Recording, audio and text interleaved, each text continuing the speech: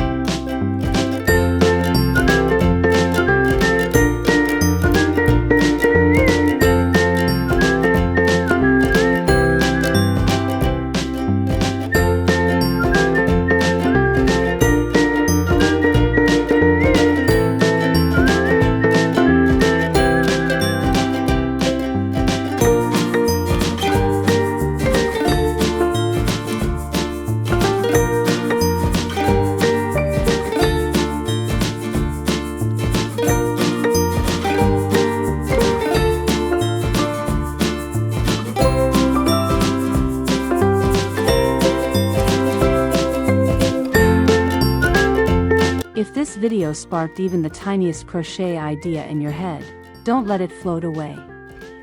Leave a comment and tell me what you're working on, or dreaming about making. And if you'd love access to beautiful patterns created by real makers, or maybe you're ready to sell your own designs to the world, come join us on the platform. It's a cozy little corner of the internet where creativity turns into income and beginners become confident stitch by stitch. Subscribe, share this with your yarn-loving friend, and let's grow this handmade magic together.